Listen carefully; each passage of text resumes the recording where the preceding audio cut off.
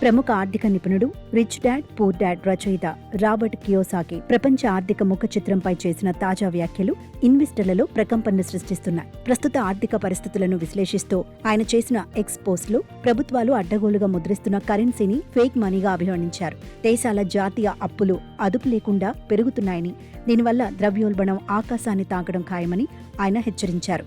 ముఖ్యంగా డాలర్లను పొదుపు చేసేవారు కాలక్రమేణా తమ సంపదను కోల్పోతారని, అమెరికా బాండ్లు సురక్షితమైనవనేది ఒక పెద్ద అబద్ధమని ఆయన కుండబద్దలు కొట్టారు. మనం సాధారణంగా నమ్మే చక్కగా చదువుకో, మంచి ఉద్యోగం సంపాదించు, పన్నులు కట్టు, మ్యూచువల్ ఫండ్లలో లాంగ్ టర్మ్ ఇన్వెస్ట్ చేయి అనే పాత సూత్రాలు ఇప్పుడు అస్సలు పనికిరావని ఆయన స్పష్టం చేశారు.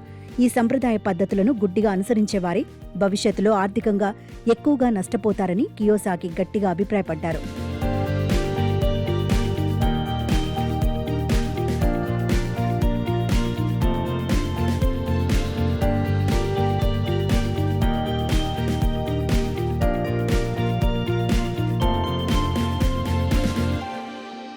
'ప్రస్తుతం పశ్చిమాసియాలో ముఖ్యంగా ఇరాన్ కేంద్రంగా సాగుతున్న ఉద్రిక్తతలను ఆయన ఒక పవిత్ర యుద్ధంగా అభివర్ణించారు. ఈ వివాదాలు త్వరలో ముగిసేవి కావని, వీటి ప్రభావంతో అంతర్జాతీయ మార్కెట్లో చమురు ధరలు నిరంతరం పెరుగుతూనే ఉంటాయని ఆయన ఆందోళన వ్యక్తం చేశారు. ఇంధన ధరల పెరుగుదల వల్ల నిత్యావసర వస్తువుల ధరలు పెరిగి సామాన్యుడిపై ద్రవ్యోల్బణ భారం మరింత పెరుగుతుందని ఆయన విశ్లేషించారు. చివరికి ఎంబీఏ వంటి ఉన్నత డిగ్రీలు కూడా రాబోయే ఆర్థిక సంక్షోభం ముందు తలవంచక తప్పదని కియోసాకి వ్యాఖ్యానించడం గమనార్హం.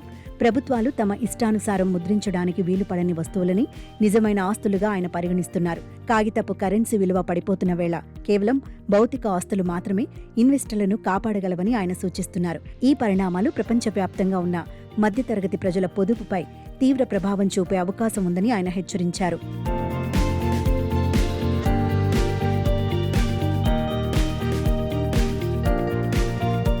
2026 నాటికి పెట్టుబడిదారులను ఆర్థిక వినాశనం నుంచి కాపాడేవి కేవలం బంగారం, వెండి, చమురు, ఆహార ధాన్యాలు మరియు క్రిప్టో కరెన్సీ మాత్రమేనని కియోసాకి ధీమా వ్యక్తం చేశారు. సంప్రదాయ స్టాక్ మార్కెట్లు లేదా సేవింగ్స్ అకౌంట్ల కంటే అంతర్గత విలువ కలిగిన ఈ ఆస్తులకే ప్రాధాన్యత ఇవ్వాలని ఆయన పిలుపునిచ్చారు.